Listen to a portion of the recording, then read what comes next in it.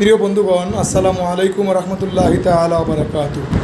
আমরা যারা আল্লাহ রাব্বুল আলামিনকে রব হিসাবে গ্রহণ করেছি, আমরা যারা হযরত মুহাম্মদ মুস্তাফা সাল্লাল্লাহু আলাইহি সাল্লামকে নবী হিসেবে গ্রহণ করেছি, আমাদের উচিত সর্বাবস্থায় আল্লাহর দেখানো নির্দেশিত পথে চলা, আল্লাহর হুকুম আহকাম বিরোধী কোনো কাজ না করা, আল্লাহ রাব্বুল আলামিন অপছন্দ করেন এমন কোনো কাজ না করা, সমাজের সকল ধরনের লোকের সাথে মিলেমিশে বসবাস করা, কোনো ছোট বড় গরিব ধনী ধর্ম বিদ্বেষ জাত অজাত এগুলোকে ঘৃণা না করে সবাইকে মিলেমিশে চলে আমার আচরণটাকে যদি আমি ভালো দেখাতে পারি, আমার চরিত্রটাকে যদি আমি ভালো দেখাতে পারি, তাহলে আমার চরিত্রের দিকে তাকায়া অন্য ধর্মের লোকেরা, অন্য ধর্মাবলম্বী লোকেরা আমার দিন গ্রহণ করবেন।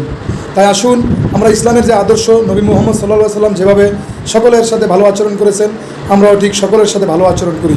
যেহেতু আমাদেরকে তো একদিন মরে যেতে হবে, এই মৃত্যুকে যারা বিশ্বাস করি, মৃত্যুর পরে যে আল্লাহ রাব্বুল আলামিন আমাদেরকে পুরস্কার দিবেন, জান্নাত নামক পুরস্কার দিবেন ভালো কাজের জন্য, সেটাকে যদি আমরা বিশ্বাস করি, তাহলে আসুন ইসলাম বিরোধী আল্লাহর নাফরমানিমূলক কাজগুলো ছেড়ে দেই, এখন থেকে তওবা করে ভালো হয়ে যাই, ভালোভাবে চলার জন্য চেষ্টা করি, নিজে ভালো হয়ে চলি, পরিবার পরিজন প্রতিবেশীদেরকে ভালো হয়ে চলার জন্য উপদেশ দান করি।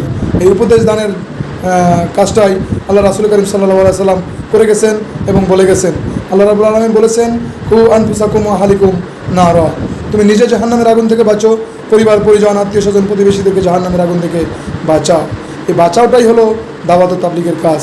আসুন আমরা সেই দাওয়াতের কাজের মাধ্যমে দুনিয়াতে শান্তি ও পরকালের মুক্তি পাওয়ার জন্য কাজ করি।